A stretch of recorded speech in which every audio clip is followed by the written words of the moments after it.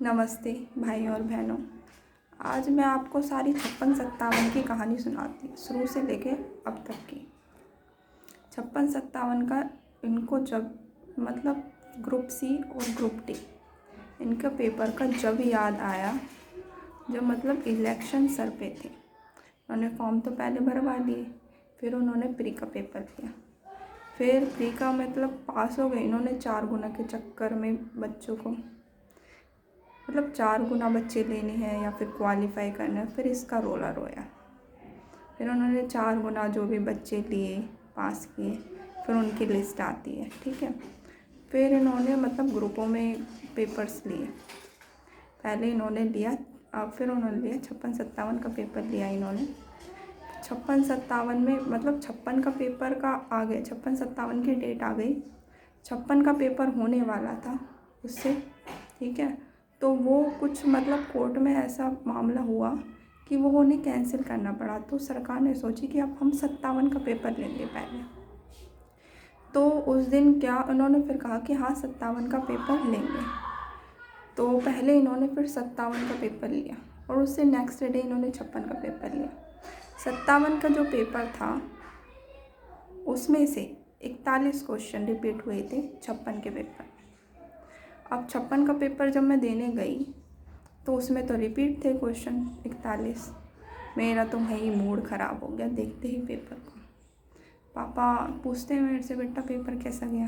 तो मैंने कहा पापा रद्द होएगा ये पेपर। तो गया, अब जैसा भी गया, क्योंकि 41 क्वेश्चन रिपीट थे। अब यार एक बात सोचो तुम कि ऐसा कभी देखा है किसी एग्ज़ाम में कि 41 क्वेश्चन जो पहले एक दिन पहले एग्ज़ाम हुआ उसके ही 41 क्वेश्चन नेक्स्ट डे आ जाते तुम्हारे पेपर में? किसी में हुआ है? ये सिर्फ हमारी HSSC ही कर सकती है। पता नहीं कैसे लोग बिठा रखे इन्होंने कि पेपर ही बनाना नहीं आता। चलो जो हुआ तो हुआ। फिर उसके बाद क्या होता है? उसके बाद पेपर हो लिया सब कुछ, फिर भाई 41 क्वेश्चन रिपीट, 41 क्वेश्चन रिपीट, अखबारों में, यूट्यूब्स पे, सब में।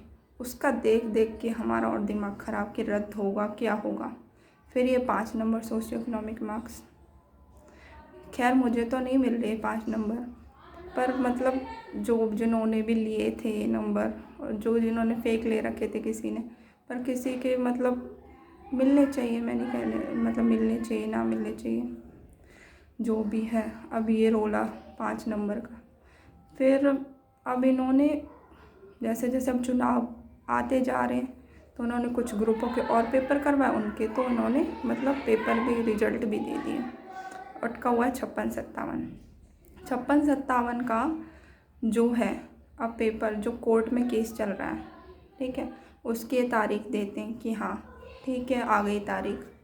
हम उसका इंतज़ार करते हैं कि हाँ अब शायद ये कोर्ट से बाहर निकल जाए केस। अब यार बीच में लटका रखा है, ना तो इधर के रहे ना उधर के रहे, ना तो ये हमें पास ही कर रहे हैं कि रिजल्ट ही निकाल दें, ना तो ये यही कर रहे हैं कि रद्द ही हो जाए पेपर। तो बच्चा सोचेगा तो आगे बढ़ने की।